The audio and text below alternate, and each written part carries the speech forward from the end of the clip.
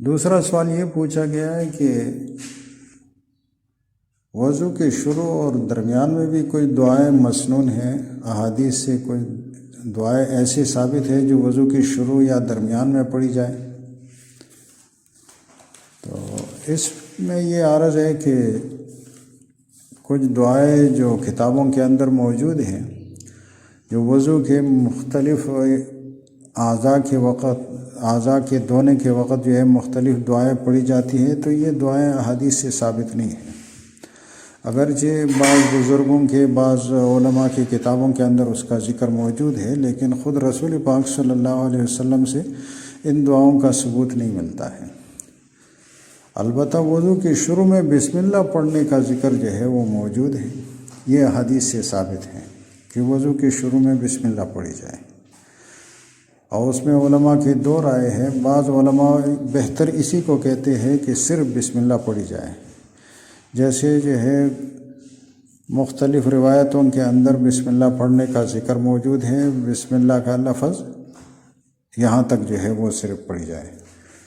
اور دوسرا قول بعض علماء کا یہ ہے، وہ فرماتے ہیں کہ اگر پورے بسم اللہ الرحمن الرحیم پڑھی جائے تو یہ زیادہ افضل ہے۔ دوسری ایک دعا ہے جو حضرت ابو موسیٰ اشعری رضی اللہ عنہ کی روایت میں موجود ہے، مسند احمد میں بھی ہے، اور امام نسائی رحمۃ اللہ علیہ کی کتاب عمل الیوم واللیلہ، اور اسی طریقے سے مصنف ابن ابی شیبہ اور دوسری کتابوں کے اندر بھی موجود ہے کہ وضو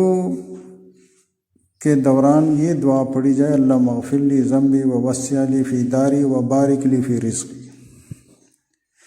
اس دعا کے بارے میں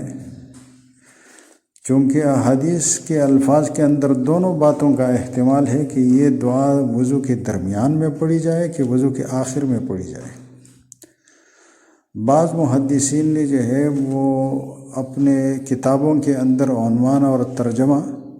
یہ ذکر کیا ہے کہ وضو کے دوران جو ہے یہ دعا پڑھی جائے،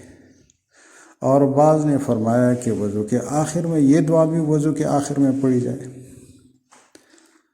علامہ عبدالحق اشبیلی رحمۃ اللہ علیہ نے لکھا ہے کہ دونوں باتیں ہو جائیں، دونوں باتیں جائز ہیں، وضو کے دوران بھی یہ دعا پڑھی جائے، حدیث کے اندر اس کا بھی احتمال ہے کہ وضو کے دوران یہ دعا پڑھی جائے،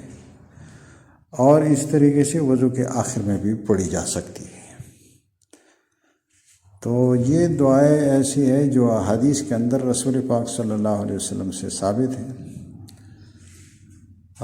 اس کے علاوہ جو مختلف اعداد ہوتے وقت دعائیں پڑھی جاتی ہیں وہ حضور پاک صلی اللہ علیہ وسلم سے